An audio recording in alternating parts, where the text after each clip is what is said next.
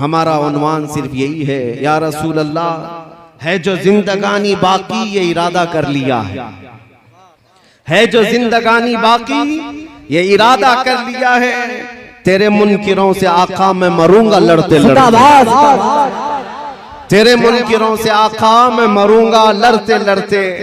और मेरा इंट्रोडक्शन और मेरा तारुफ नाज़िम इजलास अपने अपने अल्फाज में करा रहे थे, वरना मैं अपने अल्फाज में अगर अर्ज करूं तो मेरा तारुफ सिर्फ इतना ही है, या रसूल अल्लाह तेरे इश्क की बदौलत मुझे जिंदगी मिली है, जिंदाबाद, तेरे इश्क की बदौलत मुझे जिंदगी मिली है, मेरी बात बन गई है तेरी बात करते करते, मेरी बात बन गई है तेरी बात करते करते। याद रखो मेरे अजीजों, जिंदगी का ये अहम उन्वान है नबी करीम सल्लल्लाहु तआला अलैहि वसल्लम की इज्जत की हिफाजत, रसूल करीम सल्लल्लाहु तआला अलैहि वसल्लम के नाम पाक की हिफाजत। आज हर जगह आला हजरत कहते हैं, क्या है आला हजरत का मिशन? पूरी जिंदगी नामे मुस्तफा की हिफाजत, ये सबसे अहम उन्सुर है मसलक आला हजरत का। बेशक आला हजरत की सारी किताबों का निचोड़ निकाले तो उस निचोड़ से एक ही बात निकलती है, मैं गदा हूं अपने करीम का, मेरा दीन पा रहे ना नहीं, ये खुलासा है। मसलक आला हजरत हमें यही सिखाता आया है। अजीजान गिरामी वकार, मैं आज ही किसी साहब के मुतालिक ये सुन रहा था, उन्होंने मुझसे कहा, कोई पाकिस्तानी जोकर मौलवी ये कह रहा था कि ये इन लोगों के पीछे नमाज नहीं पढ़ना जो बरेलवी लोग हैं, ये रसूलुल्लाह को मुश्किल कुशा मानते हैं, लिहाजा ये शिर्क करते हैं, ये शिर्क करते हैं, इस वजह से इनके पीछे नमाज नहीं। एक तरफ तो तुम हमें मुशरिक कहते हो और दूसरी तरफ इत्तिहाद का नारा भी लगाते हो, फिर अगर हम तुम्हारे पीछे नमाज ना पढ़ें तो तुम्हें दर्द क्यों होता है, तकलीफ क्यों होती है? लेकिन ये जुमला मुझे बड़ा सख्त लगा कि नबी पाक सल्लल्लाहु तआला अलैहि वसल्लम को अगर आज कोई मुश्किल कुशा समझे, अपनी मुश्किलों का हल करने वाला आका समझे, तो ये साहब हमें मुशरिक करार देते हैं। फिर शरफुद्दीन इमाम बूसीरी के बारे में तुम्हारा क्या ख्याल है, जो लकवा और फालिज के असर के बाद अपने बिस्तर पर लेट करके हुजूर की बारगाह में यूं कहते हैं, या अकरमल खल्क़ि माली मन अलूदु बिही सिवा का इंद हुलूलिल हादिथिल अममी वलन यदीक रसूलल्लाहि जाहु कभी इदल करीम तजल्ला बिस्मि मुंतकिमी। मैं असलाफ का अकीदा बता रहा हूं सुन्नियों। शरफुद्दीन इमाम बूसीरी मिस्र के रहने वाले, अस्कंदरिया में आज भी उनका मज़ार पाक है। आज से तकरीबन 7 सदियों पहले की एक बुजुर्ग शख्सियत का जिक्र है। उनके जिस्म पर जब फालिज का असर हो गया, पैरालाइज, जानते हैं फालिज का असर जब हो जाए तो इंसान चलने फिरने से भी आजिज हो जाए, उठ फिर नहीं सकता। इलाज बहुत कराया हकीमों से, शिफाया भी नहीं मिली। फिर आखिर में शरफुद्दीन बूसीरी ने कसीदा लिखना शुरू किया, मौला या सल्ली व सल्लिम दाइमन अबदा। ये कसीदा आज पूरी दुनिया में मशहूर है। इसके 2 शेर आज भी हुजूर की जालियों के दरवाजे पर भी लिखे हुए मौजूद हैं। हुवल हबीबुल लज़ी तुरजा शफाअतुहु लिकुल्लि हौलिन मिनल अहवालि मुक्तहिमी। 170 अशार लिखे रोते रोते, और उसके बाद जब नींद लग गई, आंखें बंद हुई, तो रात अजीम रात थी कि सरवरे कायनात ख्वाब में तशरीफ लाते हैं। ताजदारे मदीना सल्लल्लाहु तआला अलैहि वसल्लम तशरीफ लाते हैं और पूछते हैं, शरफुद्दीन तुझे क्या हुआ?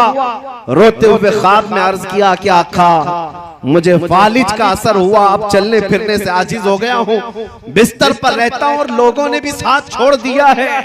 नबी करीम सल्लल्लाहु तआला अलैहि वसल्लम ने इरशाद फरमाया, शरफुद्दीन बूसीरी तूने जो कसीदा हमारी शान में लिखा वो हमें भी तो सुनाओ।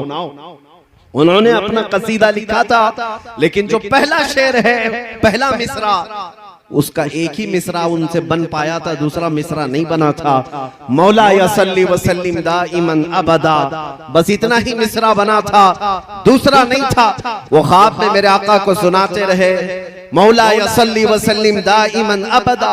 रुक जाते, नबी पाक ने इरशाद फरमाया, बूसीरी इसका अगला मिसरा मेरी जानिब से है, अला हबीबी का खैरिल खल्क़ि कुल्लिहिम, और उसके बाद उनके जिस्म पर अपना हाथ फेरा और रात को अपनी एक चादर उठाकर शरफुद्दीन बूसीरी को अता किया। ख्वाब की बात है, ख्वाब की बात है। और नबी करीम सल्लल्लाहु तआला अलैहि वसल्लम की वफात के 700 साल बाद का वाकया है। हुजूर के पर्दा फरमाने के 700 साल बाद का वाकया है। शरफुद्दीन बूसीरी कहते हैं, सुबह जब मेरी आंख खुली पूरे घर में एक अजीब सी खुशबू महक रही थी, और जब मैं उठने की कोशिश किया तो देखा न मेरे हाथ में फालिज है न पैर में फालिज है, जिस्म सही सलामत है। ख्वाब की बात ख्वाब होती है, लेकिन शरफुद्दीन बूसीरी कहते हैं मेरा जिस्म भी सलामत था। और फिर मैं गौर से देखता हूं तो मेरे बिस्तर पर रात को अता की हुई मेरे मुस्तफा की चादर भी मौजूद थी। 700 साल बाद वो नबी मुश्किल कुशाई करते हैं। यही बुजुर्गों का अकीदा लेकर के बरेली के इमाम ने हमें अकीदा दिया था। उनके अपने पेट से लाया हुआ अकीदा नहीं है, बरेली का अकीदा वही है जो सहाबा का अकीदा था। एक सहाबिया अपने बेटे को लेकर के आई बारगाह मुस्तफा में, कहा या रसूल अल्लाह ये बोलता नहीं है, ये गूंगा है, बचपन से नहीं बोलता, इसके लिए कुछ फरमाए। 8 साल का हो गया, बोलने की ताकत नहीं है, अब दवा क्या की जाए? जिसकी जुबान चलती ही ना हो, पैदाइशी बोलता ना हो। नबी पाक के पास जब वो खातून आई, मेरे अजीजों आज उन लोगों से पूछो वो खातून क्यों रसूलुल्लाह के पास गई? अरे जुबान देना तो अल्लाह का काम है, कुव्वत गोयाई अल्लाह बख्शता है। सहाबिया तो मुस्तफा के दरबार में आई है ये अकीदा देने के लिए, देता अल्लाह ही है, दरवाजा मुस्तफा का होता है। क्योंकि मेरे आका ने फरमाया है इन्नमा अना कासिमुन वल्लाहु युअती, अल्लाह देता है और मैं तकसीम करता हूँ। वो सहाबिया करीब आई हुजूर पाक सल्लल्लाहु अलैहि वसल्लम के पास अपना बेटा लेकर के। हुजूर ने क्या इलाज फरमाया? नबी करीम सल्लल्लाहु तआला अलैहि वसल्लम ने क्या इलाज फरमाया? कुछ नहीं, उस छोटे से नन्हे से बच्चे को करीब बुलाया और पूछा उस बच्चे से कि मन अना, बेटे ए लड़के बता मैं कौन हूँ? वो जो पैदाइशी गूंगा था वो बच्चा बोल पड़ा अशहदु अन्नका मुहम्मद रसूलुल्लाह, मैं गवाही देता हूं कि आप मोहम्मद सल्लल्लाहु अलैहि वसल्लम अल्लाह के रसूल हैं। इसी अकीदे को हमारे इमाम ने फरमाया था, कौन देता है देने को मुंह चाहिए, देने वाला है सच्चा हमारा नबी।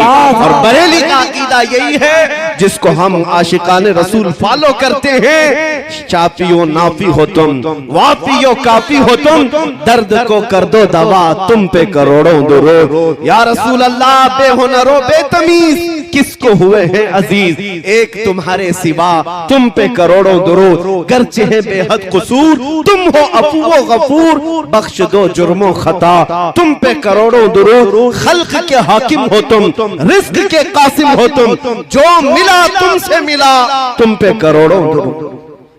अजीजान गिरामी वक़ार, आज बात मैं यहां से शुरू कर चुका हूं और आपको ये बताना चाहता हूं कि हमारी जिंदगी का अहम उन्वान है नाम मुस्तफा की इज्जत की हिफाजत। इकबाल ने कहा आबरूए मां ज़नाम मुस्तफा, हम सबकी इज्जत और आबरू मुस्तफा के नाम से वाबस्ता है। हर चे दरी दुनिया बादे मुस्तफा, जो कुछ भी इस दुनिया में है वो मेरे मुस्तफा के बाद है। चाहे वो हमारी माँ हो, हमारा बाप हो, हमारा उस्ताद, हमारा पीर, दुनिया का कोई रिश्ता हो, जो भी होगा वो मेरे मुस्तफा के बाद है। इस अकीदे के साथ आज हमें जीना है और शायद आज लोगों में इसी बात को लेकर के कुछ कमजोरियां आई हैं। आज जो दुनिया में हमारी आजमाइशों का दौर चल रहा है, खुसूसियत के साथ हमारे इस मुल्क में देखना, हमारे हजारों मसाइल हैं, लेकिन सबसे ज्यादा छेड़खानी जिस मसले से होती है वो नामूसे रिसालत का मसला है, मेरे मुस्तफा की इज्जत का मसला है। उसकी वजह यह है कि ये जालिम जानते हैं मुसलमान के लिए जान से भी बढ़कर के कोई चीज है तो नबी पाक की इज्जत का मसला है। और इस पर अगर मुसलमानों में ठंडी देखने को मिली, अगर मुसलमानों के दरमियान खामोशी देखने को मिली, तो दुनिया ये समझ जाती है कि अब ये कौम मुर्दा हो चुकी है, इनके अंदर अब जिंदगी बाकी नहीं रह गई। ये फिर हमारा चीर फाड़ और ऑपरेशन शुरू कर देते हैं।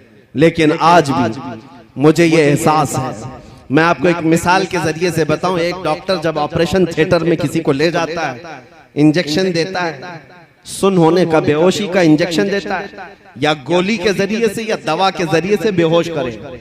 अब बंदा बेहोश हुआ है या नहीं कैसे पहचाना जाए? उसको चूंटी काट करके देखो, कैंची मार करके देखो, या उसका कान खींच करके देखो। अगर हरकत नहीं कर रहा है इसका मतलब है बेहोश हो गया है।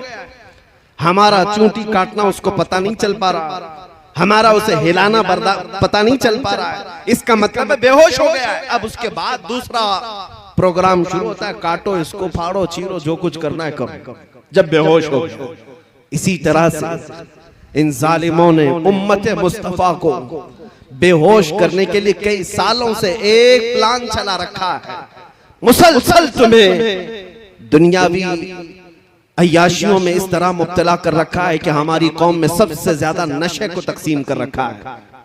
हर जगह, हर मोहल्ला हमारा नशा से लबरेज है। हमारे नौजवानों में एडिक्शन, खास तौर पर कई खतरनाक किस्म के नशों में मुब्तला है। पूरे हिंदुस्तान की बात कर रहा हूं। तुम्हें नशा दे दे करके सुन किया जा रहा था, और इस नशा से अगर पागल नहीं हुआ, जो हेरोइन है, कोकेन है, अफीम है, चरस, गांजा, भंग, तो फिर दूसरा नशा इंटरनेट का दिया गया। इंटरनेट का भी एक नशा है जिसके जरिए से तुम्हारी हालत ऐसी है कि 5 मिनट मोबाइल को छोड़े नहीं रह सकते। सोशल साइट्स पर आज एक सर्वे के मुताबिक 24 घंटों में से कुछ लोग 18 घंटे इस्तेमाल करते हैं। इसका मतलब हुआ कि पूरा सोने के अलावा सारा काम तुम्हारा मोबाइल पे। ये नशा है और छूटने वाला नहीं है जल्दी। ये नशा क्यों दिया गया कि तुम आरी हो जाओ, तुम सब के सब ऐसे बेहोश हो जाओ कि अब तुम्हें किसी बात का एहसास ना हो। अब ट्रायल का वक्त आया, 10 साल से नशा दिया जाने लगा। अब चेक करने का वक्त है कि देखा जाए कि बेहोश है या होश में। अब चेक करने का तरीका क्या है? अब चूंटी काट करके नहीं चेक करते, बल्कि इस्लाम, कुरान और ज़ाते मुस्तफा की तौहीन करके चेक किया जाता है कि ये होश में है या बेहोश हो चुके हैं। अब ये सिलसिला शुरू किया गया। आप क्या समझते हैं? किसी एक कुत्ते को उठा करके भौंकने पर वो लाकर खड़ा करते हैं तो क्या उसके अकेले की ताकत होती है? ये गुफे में बैठे हुए भेड़ियों की इतनी ताकत नहीं होती। ये हुकूमत की सपोर्ट के साथ बड़ी बड़ी लॉबियां इनके पीछे, एजेंसियां इनके पीछे एक गुस्ताखी करने के लिए खरीदे जाते हैं और लाकर खड़े किए जाते हैं, सिर्फ ये टेस्ट करने के लिए। करोड़ों मुसलमान हमारे दिए हुए नशे में मदहोश हो गए या अभी भी जिंदा हैं। अरबों को देखा, अरब सो गए। अरबों में अब कोई होश नहीं है। वहां कोई गुस्ताखी करे ना करे उन्हें कुछ फर्क नहीं पड़ता। उनके पड़ोसी मुल्क फिलिस्तीन को खून में नहला दिया जाए उन्हें पता नहीं चलता। शाम तबाह हो जाए, यमन बर्बाद हो जाए, इराक टूट जाए, जल जाए, अरबों के कानों में जूं तक नहीं रहती। उनको ऐसा नशा दिया गया है वो उठ नहीं पाते। लेकिन मैंने हिंदुस्तान और अपने बर्रे सगीर के इलाकों को देखा। 10 साल से अगरचे तुमने हमारी कौम को नशा दिया होगा, चाहे वो हेरोइन, कोकेन, अफीम, भंग, चरस के साथ या फिर इंटरनेट की जमीन पर पोर्नोग्राफी और गंदी तस्वीरों के साथ इनको नशा में एडिक्ट किया होगा। लेकिन अब भी मुझे ये यकीन है कि हमारी कौम मुस्लिम हिंदुस्तान में पूरी मरी हुई नहीं है। उसकी वजह यह है जब कभी कोई कुत्ता कहीं से भौंकता है, हर मोहल्ले से आवाज आती है लब्बैक या रसूल अल्लाह।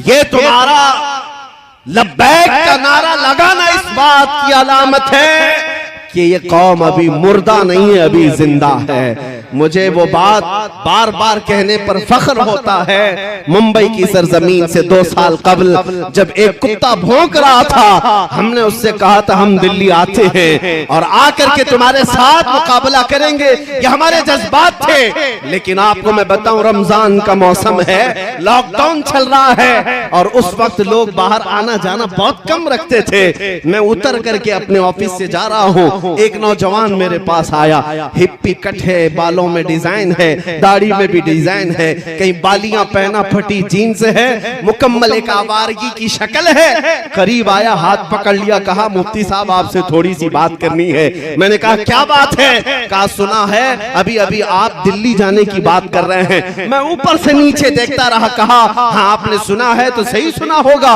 कहा मैंने सुना है कि कोई हुजूर सल्लल्लाहु अलैहि वसल्लम की शान में गुस्ताखी किया है और उस कुत्ते को जवाब देने के लिए आप दिल्ली जा रहे हैं और आग में कूदने की बात कर रहे हैं। मैंने कहा हाँ तुझे इससे क्या लेना देना है, तू क्यों इस बात को पूछ रहा है? वो नौजवान बज़ाहिर आवारा था, बज़ाहिर बदमाशों की शक्ल अपनाया था, लेकिन उसने मेरा हाथ पकड़कर कहा आप नहीं जाएंगे जब तक मैं जिंदा हूं, पहले मुझे आग में कूदने दिया जाए। मेरी आंखों से उस वक्त आंसू आए। बारगाहे मुस्तफा में मैंने यही अर्ज किया था, या रसूल अल्लाह आपकी उम्मत गुनहगार तो हो गई लेकिन गद्दार नहीं है। लब्बैक या रसूल, लब्बैक या रसूल,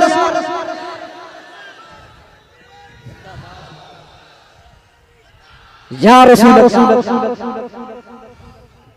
लब्बैक।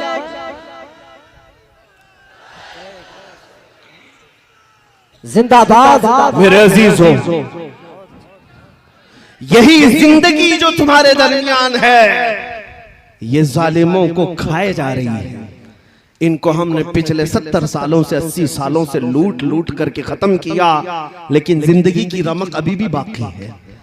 आज रात के 12 बज चुके हैं या 1 बज चुके, इतनी रात को ये भरा मजमा ऐसी जवानी दिखा रहा है जैसे दिन का शबाब लगता हो। क्यों? ये किसी नेता का जलसा नहीं है, ये 100-200 रुपये के लिए जमा किया हुआ वोटों का मजमा नहीं है। और आपको पता होना चाहिए सारे नेता मिल करके भी अगर कोई मजमा इकट्ठा करें तो ऐसा जमा कर सकते हैं कि दोपहर में हरा पट्टा, शाम में नीला पट्टा, फिर रात को लाल पट्टा, वो बदल बदल करके पट्टे इस्तेमाल करने वाले मजमा तो जमा कर सकते हैं। लेकिन मैं उन्हें दावत फिक्र देता हूँ, आओ नेताजी रात के इस मजमे को एक बार देख लो। ये पैसों से बुलाया हुआ नहीं है, बल्कि यहाँ को हर आया हुआ ये अज़्म लेकर के आया है। बात बन पड़ी तो मेरे मुस्तफा के कदमों में गर्दन भी निछावर करो। जिंदाबाद। हर बंदा ये अज़्म लेकर के आता है, जब जरूरत आ पड़े मेरे आका की इज्जत पर मैं अपनी गर्दन लेकर के हाजिर हूँ। इस मजमे में आपके अंदर ये जज्बा है या नहीं? सुन्नी हर एक ये जज्बा रखता है, और यही जिंदगी जो तुम्हारे दरमियान है ये गैरों को खाए जा रही है। आपने कभी महसूस किया ये सुप्रीम कोर्ट के रिटायर्ड जजों की सर्वे रिपोर्ट है, Shri Krishna report, Sachar committee report, कई रिपोर्टें हैं जो मुसलमानों के हालात ज़ार पर बनी हुई। हिंदुस्तान में मुसलमानों के हालात क्या है? तवज्जो, रिपोर्टों में ये कहा गया है कि ये कौम इतनी बैकवर्ड हो गई है, दलित समाज से भी नीचे की जिंदगी गुजार रही है। इनके अंदर एजुकेशन 2.5% रह गया है, यानी 100 में से सिर्फ 2.5 लोग पढ़े लिखे हैं। ये सब रिपोर्ट इनकी है, पढ़े लिखे नहीं है, इनके अंदर सियासत का शऊर नहीं है, कहीं पर भी चले जाते हैं। रिपोर्ट में ये भी है गरीबी की सतह से नीचे की जिंदगी गुजार रहे हैं। रिपोर्ट में ये भी है कि सबसे ज्यादा कम जॉब में यही लोग हैं, डिपार्टमेंट में ओहदे में इनका कोई नुमाइंदा ज्यादा नहीं है, इनकी क़यादत भी नहीं है कि किसी एक पर मुत्तफिक होते हैं। सारी रिपोर्टें मौजूद हैं, हमने भी देखा, सर्वे को देखा। ये कौम इतनी कमजोर है, 14% है और टूटी बिखरी हुई है। एजुकेशन की कमी है, सियासत की कमी है, इक्तिदार में नहीं है, ओहदों में नहीं है, क़यादत मफकूद है। फिर दूसरी बात ये हमें फिक्र में लाती है, जब इतनी टूटी फूटी जमात है तो फिर आज हर इलेक्शन का मुद्दा मुसलमान ही क्यों बनता है, और सारे टीवी चैनल हम पर ही भोंकते क्यों? ऐसे चैनल हैं उनकी दुकान हमारा नाम लिए बगैर चलती नहीं। हाँ, सुबह से शाम तक कोई भी न्यूज चैनल हो, अजान, दाढ़ी, टोपी, बुर्का, मस्जिद, मीनार, सारा न्यूज इसी में भरा हुआ है। क्यों? अरे हिंदुस्तान में और भी कौमें जीती हैं, यहाँ सिख भी हैं, ईसाई भी हैं, पारसी भी हैं, जैन भी हैं, लेकिन हर शो में हम ही हम हैं। क्यों? कुछ बात तो है कि मिटती नहीं हस्ती हमारी। जिंदाबाद। इकबाल ने कहा है कुछ बात तो है कि मिटती नहीं हस्ती हमारी। सदियों रहा है दुश्मन दौरे ज़मां हमारा, तौहीद की अमानत सीनों में है हमारे। आसान नहीं मिटाना नामो निशा हमारा। यूनानो मिस्र रोमा सब मिट गए जहां से, बाकी मगर है अब तक नामो निशा हमारा। क्यों? किस वजह से हम सारे डिबेट का मुद्दा बनते हैं? सारी जगह पर हॉट टॉपिक कौन है? अरे जिनके पास पूरी मेजॉरिटी है उनको भी जीतने के लिए हमारा नाम लेना पड़ता है। हमारा नाम कौम में अगर लोगों के अंदर जज्बात भड़काना है तो यहाँ पर लड़ाने के लिए भी हमारा ही नाम लिया जाता है। मेरे अजीजों, मैं ये सियासी बातें नहीं कर रहा हूँ, ये मैं तुम्हें एहसास दिला रहा हूँ। कभी कभार कुत्ते भौंक भौंक करके तुम्हें बताते हैं कि तुम गीदड़ नहीं, तुम शेर हो, रसूलुल्लाह के शेर हो। तुमने अपनी हैसियतें भुला दी, तुमने अपने अक़दार को महसूस नहीं किया। तुम्हारी जिंदगी से आज भी दुनिया परेशान है। घबरा गई है गर्दिशे दौरां कभी कभी, दीवान गाने इश्क़े मोहम्मद को देखकर घबरा गई है गर्दिशे दौरां कभी कभी। अज़ीज़ान गिरामी वक़ार, ये तुम्हारी जिंदगी की रमक दमक जो आज भी बाकी है, मैं महसूस करता हूँ सब कुछ लुट गया होगा, लेकिन सबसे बड़ी दौलत जो इश्क़े मुस्तफ़ा है वो आज भी तुम्हारे सीनों में मौजूद है। ये अगर है तुम्हारे पास तो दोबारा उठ खड़े होने में कोई दिक्कत नहीं है, हमारे जमा होने में कोई दिक्कत नहीं है। फिर से ये कौम जिंदा होगी, ताबिंदा होगी और हर जगह फिर परचम इस्लाम लहराएगी। हाँ, अगर दिल से मेरे मुस्तफा का नाम निकल गया तो फिर चलती फिरती लाशें हैं, इनसे कुछ होना नहीं है। याद रखो, हमारी जिंदगी में जो कुछ भी है वो मेरे मुस्तफा की बरकत से है। वो जो न थे तो कुछ न था, वो जो न हो तो हर सुन्नी जानता है, वो जो ना हो तो कहां पर हमारी जिंदगी में भी वो जो ना हो तो, हमारी हर चीज में वो जो ना हो तो। अरे कब्र में भी जाओगे, फरिश्ते दो सवाल करेंगे, तुम्हारा रब कौन है, तुम्हारा दीन क्या, यहाँ तक बहुत सारे बोल पड़ेंगे। तीसरा सवाल जो फरिश्तों का है, हुजूर को दिखा करके ही पूछेंगे इनके बारे में क्या कहता था। वो जो ना हो तो कब्र में भी तुम्हें वहां पर भी जरूरत है। और वहीं आकर के मुनाफिक फंस जाता है, उनको छोड़ा तो फिर तुम्हारी कब्र में भी खैरियत नहीं है। हश्र में चलो उठे, वहां तो हिसाब किताब का दिन है। आदम अलैहिस्सलाम से लेकर ईसा अलैहिस्सलाम तक कौम पूरी मखलूक फिरती रही। खलीलो नजी मसीहो सफी सभी से कहीं न बनी, ये बेखबरी की खल्क फिरी कहां से कहां तुम्हारे लिए।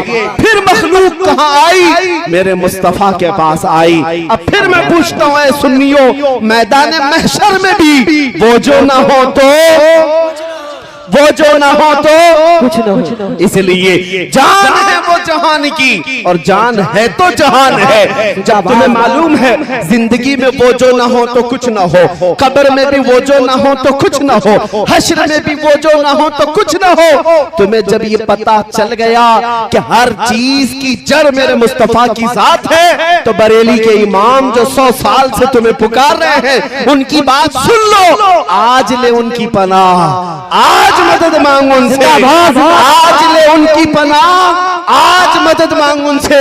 कल मानेंगे क़यामत में अगर मान गया। याद रखो मेरे अजीजों, हुजूर पाक सल्लल्लाहु तआला अलैहि वसल्लम को छोड़कर जिंदगी में कुछ नहीं है। सहाबा ताबईन रिज़वानुल्लाहि अलैहिम अजमईन इस अजमत के पहलू को समझ चुके थे, इसलिए उन्होंने दुनिया को ठोकर मार दी थी। जानते हैं उनके नजदीक किसी भी चीज की अहमियत नहीं थी। आज ये बातें मैं आपको एहसास दिला रहा हूं। जब कभी जरूरत तुम्हारी जिंदगी में आए, मैं हर नौजवान को बेदार करना चाहूंगा इस बात को लेकर, सारे मसले सारे मुद्दे एक जगह रख देना। मेरे मुस्तफा के नाम की इज्जत अलग है, ये मकाम ही अलग है। और अगर तुमने फिक्र किया तो अल्लाह ताला तुम्हारे सारे मसाइल को यूं ही हल फरमाएगा। बेशक सारे मसाइल यूं ही हल हो जाएं। आज लोग बैठक करते हैं, मीटिंगें करते हैं, कॉन्फ्रेंसें हैं, सेमिनार हैं, यानी मुस्लिम मसाइल के हल के लिए। कितने मसाइल के हल के लिए हम सर जोड़ कर बैठते हैं, लेकिन मेरे अजीजों, एक मसले पर आप मुत्तफिक हो जाओ, सारे मसाइल का हल अल्लाह मुसब्बिबुल अस्बाब गैब से पैदा करेगा। वो एक मसले पर मुत्तफिक होना किस बात पर है कि मोहम्मद से वफात होने, कि मोहम्मद से वफात होने। तो हम तेरे हैं, ये जहां चीज है क्या, लौह कलम तेरे, जिंदाबाद जिंदाबाद। सारी कायनात तुम्हारी तरफ मोड़ दी जाएगी। उनके जो हम गुलाम थे, खल्क के पेशवा रहे, उनसे फिरे जहां फिरा, फिर आई कमी वकार में। सहाबा की बात मैं बताऊं, एक सहाबिया मैं जंग के मैदान में जाने से पहले अपने 1.5 साल बच्चे को लेकर आती है, हुजूर की बारगाह में अर्ज करती है, सारे मुजाहिदीन आपके साथ जा रहे हैं, मेरा ये बच्चा भी आप कबूल फरमा लें। 1.5 साल का बच्चा जंग में क्या करेगा? उस खातून के जज्बात को कदर से देखो, हजारों सलाम उनकी इज्जत पर। वो खातून कहती है, या रसूल अल्लाह, इस बच्चे के अलावा मेरे घर में कोई नहीं, मेरा शौहर शहीद हो चुका, मेरे घर में और कोई नहीं। जब हर माँ अपने जवान को आपके साथ भेज रही है, मैं अपने बच्चे को घर में रखकर क्या करूं? 1.5 साल का बच्चा लाई, लेकिन क्या करना, क्या ये जंग करेगा? खातून कहती है, मैं जानती हूँ ये तीर तलवार तो नहीं चला सकता, लेकिन आप अपने मुजाहिदीन सहाबा के हाथों में दे दे इसे, जब दुश्मनों की तरफ से तीर चलेंगे मेरा बच्चा ढाल के काम तो आ सकता है, मेरा बच्चा ढाल के काम आ सकता है। उनके जज्बात को लाखों सलाम, जिन्होंने मेरे मुस्तफा के लिए अपना सब कुछ कुर्बान किया है। आपको पता है, ओहद के मैदान में एक खातून दौड़ी चली आ रही है, जिसको किसी ने खबर दिया कि तुम्हारे शौहर शहीद हो गए, फिर किसी ने कहा तुम्हारा बेटा भी शहीद हुआ, फिर किसी ने कहा तुम्हारा भाई भी शहीद हुआ। वो खातून अपने रिश्तेदारों की शहादत की खबर सुन रही है। आज अंदाजा करो, औरत के लिए एक बेटे का मर जाना कितना बड़ा मामला है। पूरा घर आसमान सर उठा लेती है, उसका रोना धोना आप देखते होंगे। एक जवान बेटा किसी का चला जाए, ये बोलना आसान है, प्रैक्टिकल बहुत मुश्किल है। एक खातून को जब ये कहा जा रहा है कि तेरा बेटा शहीद हुआ, तेरा भाई शहीद हुआ, तेरा शौहर शहीद हुआ, वो खातून का जवाब सुने, आने वाले से पूछती है, सारे लोग मेरे रिश्तों के इंतकाल की खबर दे रहे हो, जरा ये तो बताओ आमीना का लाल सलामत है या नहीं? जिंदाबाद जिंदाबाद। मुस्तफा करीम सलामत है या नहीं? आने वाले ने कहा, ऐ खातून, अल्लाह के रसूल सलामत है। वो खातून अपना आंचल निकालती और कहती है, कुल्लु मुसीबतिन बादक जुललुन या रसूल अल्लाह, ऐ अल्लाह के रसूल, अगर आप सलामत हैं तो हर मुसीबत आसान है, हर मुसीबत छोटी है। ये सहाबा का जज्बा था। उन्होंने ज़ात मुस्तफा और नाम मुस्तफा के एहतराम में अपना सब कुछ लुटाया। आपको पता है, उन्होंने ना अपने माल की तरफ देखा है, ना अपने औलाद की तरफ, ना अपने घर बार की तरफ। हालांकि ऐसा नहीं है कि आपको ये कहा जाए कि तुम अपने घर बार सब छोड़ दो, तुम्हारे घर बार की फिक्र तुम्हारे लिए जरूरी है, लेकिन जब मेरे मुस्तफा करीम की जात का मामला है और फिर पूरी दुनिया एक तरफ हो, उस वक्त तुम्हारा इम्तिहान है, तुम किसका इंतखाब करते हो, तुम किसका इंतखाब करते हो। इसलिए अभी चंद दिनों पहले एक सियासी आदमी थे बेचारे, वो कह रहे थे, मौलाना आप तो तकरीरें बहुत सारे करते हैं, लेकिन इलेक्शन आता है तो आपको पता है मुसलमानों को हम तो इधर से उधर नचा देते हैं, मुसलमानों को नचा देते हैं, सारी पार्टियों में तो जय जय करते हुए आपके लोग घूमते रहते हैं। वो हमें तंज कर रहे हैं, टॉन्ट मार रहे हैं, ताना मार रहे हैं। मैंने कहा, हो सकता है आप 500 रुपये देते होंगे तो आपके पास भी जाते होंगे, फिर कोई दूसरी पार्टी वाला 1000 देता है तो उसके पास भी जाते होंगे, यही आप कह रहे हैं ना? उन्होंने कहा, सब जगह तो ये झंडे ले ले करके जाते हैं और पैसा वसूल करते हैं। मैंने कहा, होता होगा, मानता हूं मैं ये बात कि हमारे नौजवान या कोई भी जवान जाते होंगे इस पार्टी में उस पार्टी में, पैसा लाते होंगे।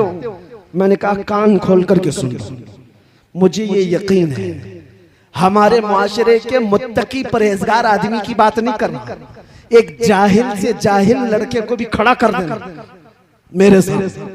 सियासी आदमी से मैंने कहा आप भी अगर मेरी इस बात से इत्तेफाक रखते हैं तो मेरा साथ देंगे इंशाअल्लाह। उनसे मैंने यही कहा होता होगा 500,000 में इधर उधर दर बदलूपन, लेकिन कभी ऐसा करो किसी मोहल्ले से एक आम जवान को लाकर खड़ा करो, जाहिल से जाहिल आदमी।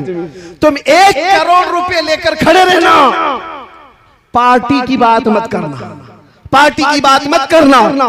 इस एक जाहिल जवान के सामने 1 करोड़ रुपए इधर रखो, एक तरफ गुंबदे खजरा की तस्वीर रखो और फिर पूछो उससे कि तुझे ये चाहिए या ये चाहिए। मैं उनसे कहा मैं बगैर देखे, विजदान मेरा कहता है, यकीन मेरा कहता है, हिंदुस्तान के शुमाल से लेकर जुनूब तक, मशरिक से मगरिब तक हमारे मोहल्लों में जीने वाला एक आम बच्चा भी ये कहेगा ले जा तेरे 1 करोड़ की दौलत। मैं ठोकर मारता हूँ, अपना सब कुछ गुंबदे खजरा कल भी था और आज भी है, मेरे नबी से मेरा रिश्ता कल भी था और आज भी है। बतला दो गुस्ताखे नबी को गैरत सुन्नी जिंदा है, उन पे मर मिटने का जज्बा कल भी था और नारे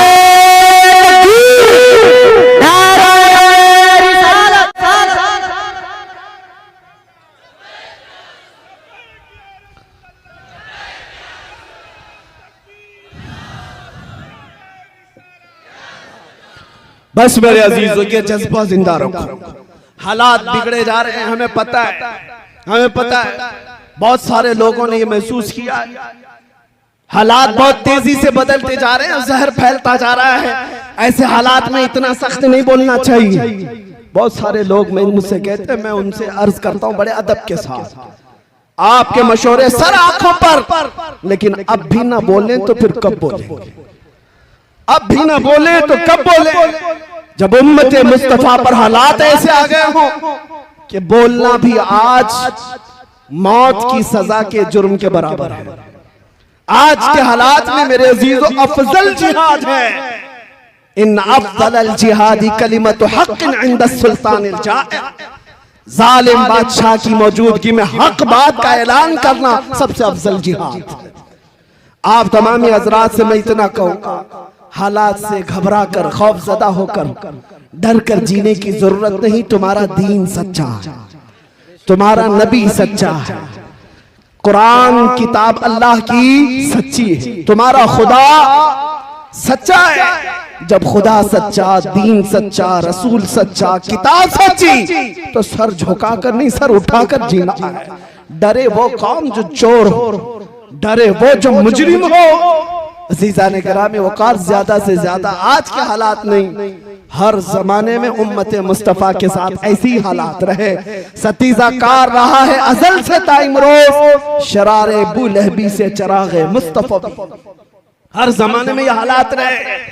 लोग ये कहते हैं हालात बुरे हैं, संभल करके रहना चाहिए। मुझे बताओ करबला के मैदान में कौन से अच्छे हालात थे?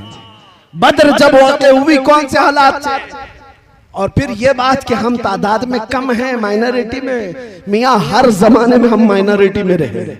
बद्र में 313 माइनॉरिटी में ही थे, ओहद में भी थे, खैबर में थे, खंदक में थे। सबसे बड़ी माइनॉरिटी जो कम तादाद की थी वो तो करबला के मैदान में थी। इसलिए मैं आपको बताता हूं, इन हालात से खौफजदा होने की जरूरत नहीं। दौर बदलेगा, वक्त आएगा, रात होने के बाद सुबह तो होना है, उजाला तो होगा। कुरान में मेरा मौला फरमाता है, ये कुफ्फार और मुशरिकीन अपने मुंह के फूंकों से अल्लाह के चिराग को बुझाना चाहते हैं और अल्लाह अपने चिराग को मुकम्मल करके रहेगा। ये नूरे इस्लाम कायम रहेगा, किसी के बुझाने से नहीं बुझेगा। आप इस बात से खौफजदा ना हो। कोई लोमड़ी का बच्चा अगर गुफे में बैठकर ये कहता है इस्लाम का विनाश करना है, खत्म करना है, उससे तो हम मजाक में ये कहते हैं तू पहले अपने जिस्म की खुजली मिटा करके दिखा।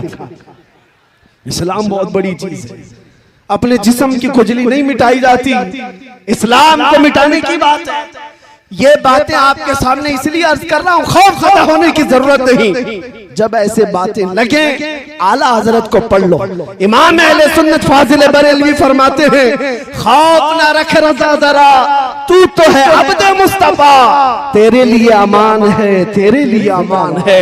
हुजूर ताजुश शरिया बदरुत तरीका फरमाते हैं, मुझे क्या फिक्र हो अख्तर, मेरे यावर है वो यावर, बलाओं को जो मेरी खुद गिरफ्तार बला कर।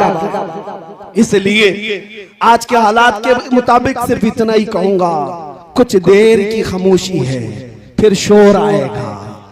कुछ देर की खामोशी है। इमाम मेहदी को आना है या नहीं है? इस्लाम के इस आगोश में पलने वाला हर बच्चा जानता है, मेरे आका का फरमान है, एक जमाना आएगा जब इमाम मेहदी का ज़हूर होगा और हर घर से फिर परचम इस्लाम लहराएगा। ईसा अलैहिस्सलाम को आना है या नहीं? या सबका अकीदा है मेरे अजीजों, आना है, अभी वो दिन आने हैं। इसीलिए मैं कहता हूं, कुछ देर की खामोशी है फिर शोर आएगा। आज कुत्तों का वक्त है, कल हमारा दौर आएगा इंशाअल्लाह अज़ीज़। इंशाअल्लाह हम आजमाइश के दौर में चल रहे हैं। आज सिर्फ तुम्हारी जिम्मेदारी इतनी है, इतनी जिम्मेदारी है कि इस बात पर जमे रहो, जो जान मांगे तो जान दे दे, जो माल मांगो तो माल दे दे, मगर ये हमसे कभी ना होगा नबी का जाहो जलाल देते। हर जवान को ये चाहिए, मेरे मुस्तफा के नाम की असमत के लिए मर मिटने को तैयार रहे। एक सवाल मैं करता हूं, ए जवानों, ए घोसी के गयूर जवानों, आप बताओ, जब नबी पाक की इज्जत की बात आए, पूरे जात की नहीं, उनके कदम पाक की भी बात आए, क्या आप अपनी गर्दनें लेकर हाजिर हो सकते हैं? इंशाअल्लाह। अब सुनो, अब सुनो, तुम्हारे अंदर ये जज्बा है, जान देने का जज्बा है। मैं अब आपसे ये सवाल करता हूँ, जान जब दे सकते हो मेरे नबी के लिए, तो कुछ गुनाह क्यों नहीं छोड़ सकते अपने आका के? कुछ गुनाह क्यों नहीं छोड़ सकते? गाने बाजे छोड़ देंगे अपने नबी के लिए, बेहयाई छोड़ देंगे अपने मुस्तफा के लिए, बदतमीजियां, बदकारियां, अय्याशियां छोड़ देंगे अपने नबी के लिए। ये अहद करके उठो आज के इस जलसे के बाद, अब जिएंगे तो मेरे मुस्तफा के तरीके पर जिएंगे। जिंदगी ये नहीं किसी की किसी के लिए, जिंदगी है नबी की नबी के लिए। ना समझ मरते हैं जिंदगी के लिए, अरे जीना मरना है सब कुछ नबी। किसके लिए? जीना मरना है सब कुछ नबी के। आला हजरत ने भी हमें ये दर्स दिया है, दहन में जुबान तुम्हारे लिए, बदन में है जान तुम्हारे लिए। या रसूल अल्लाह, हम आए यहाँ और उठे भी वहां तुम्हारे। किसके लिए? मेरे मुस्तफा के लिए। इसलिए जो आज टिकटॉक पर नाच रहे हैं उनसे भी मैं कहता हूं, किसके लिए जी रहे हो? मुजरे कर रहे हैं उनसे कहता हूं, किसके लिए जी रहे हो? फिल्मी एक्टरों को अपना आइडियल बना करके जहन्नम के रास्ते सुधार रहे हो, किसके लिए? तुम चार लोगों को खुश करने के लिए अपने चेहरे बदल रहे हो, चार लोगों को राजी करने के लिए अपने कपड़े बदल रहे हो। याद रखो, तुम नंगे भी हो जाओगे तब भी दुनिया को सेटिस्फाइड नहीं कर सकते। तुम चाहे बदल बदल करके जानवर बन जाओ, दुनिया तुमसे राजी नहीं होगी। फिर भी ये तुम में से तुमको कोई ना कोई ताना जरूर मारेगा, और जिसके लिए तुम बदलते रहे वो तो तुम्हारी कब्र तक भी आने को तैयार नहीं। मर जाने के बाद अजीज से अजीज दोस्त भी 3 बार मिट्टी डाल करके चला जाता है, थोड़ी देर के लिए तुम्हारे करीब बैठने को भी तैयार नहीं। लेकिन कुर्बान जाओ, हमारे कब्र की तख्तियां बंद होने के बाद उस अंधेरी कब्र में रोशनी लेकर कोई आता है तो आमिना का लाल है, ताजदार मदीना की जात है। तो फिर इसीलिए आला हजरत ने फरमाया, आज ले उनकी पनाह, आज मदद मांग उनसे, कल न मानेंगे कयामत में अगर मान गया। जीने का सलीका बदल डालो, उसलूब बदल डालो, उठो वगरना हश्र न होगा फिर कभी। दौड़ो के जमाना चाल अपनी चल गया, कुव्वते इश्क से हर पस्त को बाला कर दो, दहर में नामे मोहम्मद से उजाला कर दो। बस मेरी तकरीर का खुलासा, मेरी गुफ्तगू का हासिल कलाम और लुब्बे लुबाब यही है। अजीजा ने गिरामी वकार, कि उलमा से करीब, अहले सुन्नत जमात से करीब और इश्क़े रसूल की बुनियादों पर जीना सीख जाओ। हर बच्चा ये अज़्म करके उठेगा, मैं सो जाऊं या मुस्तफा कहते कहते, खुले आंख सल्ले अला कहते कहते। जिस दिन तुम्हारी सुबह व शाम इश्क़े मुस्तफा में डूब पड़ के होने लग जाए, फिर एक इनकलाब आएगा, इनकलाब आएगा। हर घर से फिर सदा आएगी, लब्बैक या रसूल अल्लाह, लब्बैक या रसूल अल्लाह, लब्बैक या रसूल अल्लाह। आप ये मत समझना कि सिर्फ एक जुबानी नारा है, बल्कि ये सिर्फ नारा नहीं है, अच्छे अच्छे खीमों के चूल्हे हिला देने वाले अल्फाज हैं, बड़ी बड़ी ताकतों को ज़ेरो ज़बर करने वाली ये नारों की गूंज है, तुम्हें अंदाजा भी नहीं। एक मौलाना साहब हमारे पास आए, यूपी के ही थे। यूपी के मुतालिक हमें बार बार डराया जाता है। जब भी मैं मुंबई से यूपी के किसी जलसे में आता हूँ, सब हमसे कहते हैं यूपी जा रहे हैं, यूपी में बड़े हालात खराब हैं, यहाँ तो बिल्डोजर चलता है, यहाँ बड़े हालात खराब हैं। हम उनसे एक ही बात कहते हैं, सबसे ज्यादा क्या होगा, बिल्डोजर ही चलाएंगे, इससे ज्यादा क्या है, इससे ज्यादा कुछ नहीं। उन्हें अभी पता नहीं हम बिलाले हबशी के वारिसीन हैं, जिंदाबाद। उन्हें अभी पता नहीं खुबैब इब्ने अदी हमारे अकाबिर में से हैं, और उन्हें ये पता नहीं अंग्रेज इससे भी बड़े काम कर चुके। किफायत अली काफी रहमतुल्लाह ताला अलैह को गिरफ्तार करके उनके जिस्म पर स्त्री फेरा था 7 दिन तक, गरम स्त्री फेरते थे, और फिर जब चमड़ी जल जाती थी तो नमक छिड़कते थे।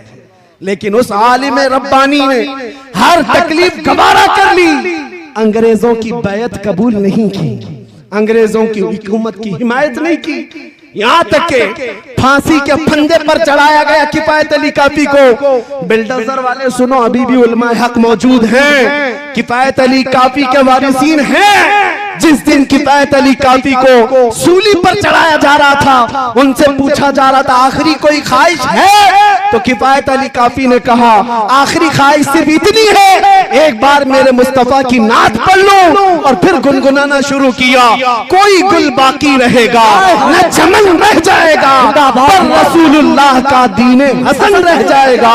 सब फना हो जाएंगे काफी वो, लेकिन हश्र तक नाम हजरत का जुबानों पर चलन रह जाएगा। आपको पता है 3,000 अंग्रेजों ने मिलकर के किफायत अली काफी को मुरादाबाद में फांसी पर चढ़ा दिया था। 1857 गदर का मामला है, और अंग्रेज 8 दिन तक जश्न मनाते रहे कि हम एक आशिक रसूल को खत्म कर दें। ये किफायत अली काफी बड़े आशिक रसूल, उनकी जुबान में अल्लाह ने बला की तासीर दी, लोगों के कान खड़े हो जाते जब वो बोलते, और अंग्रेजों को ये बात बड़ी दिक्कत थी, दुश्वार गुजार थी। फांसी पर चढ़ाया, खूब जश्न मनाया। इन जालिम कुत्तों को पता नहीं मेरे मौला का कानून क्या है, दस्तूर कुदरत क्या है। अरे ये एक आशिक रसूल किफायत अली काफी को मुरादाबाद में फांसी पर चढ़ा रहे हैं, और उसी के पड़ोस शहर बरेली में अल्लाह रब्बुल इज्जत इमाम अहमद रजा को पैदा कर। एक चिराग बुझाओगे, मौला दूसरा ऐसा चिराग रोशन करेगा। फिर वो बरेली का इमाम खड़ा हुआ और अपने नौके कलम से ऐसा भरने लगा इश्क रसूल के चप्पे चप्पे से फिर आवाज आने लगी, डाल दी कल्ब में अजमत मुस्तफा सैयदी आला हजरत पे लाखों सलाम। ऐसा इश्क भर दिया, जब दुनिया भौंक रही थी नबी को क्या कहना चाहिए, इतना कहना चाहिए, उतना कहना चाहिए, तब वो हमें अपने कलम से अकीदे भर भर कर दे रहा था। इतना कहना उतना कहना छोड़ दो, यूं कहो उस बारगाह में सरवर कहूं के मालिको मौला कहूं तुझे, बाग़े खलील का गुले ज़ैबा कहूं तुझे, तेरे तो वस्फ़े तनाही से है बड़ी, हैरान हूं मेरे शाह मैं क्या क्या कहूं तुझे। लेकिन रज़ा ने खत में सुखन इस पे कर दिया, खालिक का बंदा खल्क का आका कहूं तुझे। अज़ीज़ान गिरामी वक़ार, मेरे इन जुमलों के साथ मैं इस गुफ्तगू पर अपनी तकरीर खत्म करता हूँ, लेकिन एक वादा लेकर जाता हूँ। घोसी हो कि आस पड़ोस के आए हुए जवान हो, इस बात का अज़्म मुसम्मम लेकर के जाएं। हालात से दिल बर्दाश्ता होकर हम नाबे नबी पर सौदा नहीं करेंगे इंशाअल्लाह। इंशाअल्लाह इज्जत रसूल पर कभी सौदा नहीं करें, नामूसे मुस्तफा पर कभी सौदा, कभी समझौता। याद रखो, आज तुम्हारा हर अमल देखा जाएगा। जो जा रहे हैं इधर उधर तूफानों में, उनकी तरफ मत देखना। अरे बड़े बड़े दिग्गज लोग हमारे उस पार्टी में चले गए, इस पार्टी में चले गए, छोड़ दो जिसको जहां जाना है। लेकिन याद रखो, एक मैदान कायम होने वाला है, जिस मैदान का दूल्हा सिर्फ मदीने का ताजदार होगा। और उस दिन देखा जाएगा तुम किस पार्टी में थे, तुम कहां थे। इसलिए इन हालात में भी एक नारे पर मैं अपनी गुफ्तगू खत्म करता हूं, किसी की जय विजय क्यों पुकारे, क्या गरज हमको, हमें काफी है सैयद अपना नारा या रसूल अल्लाह, हमें काफी है सैयद अपना नारा। वाखिर दावाना अनिल हम्दुलिल्लाहि रब्बिल आलमीन।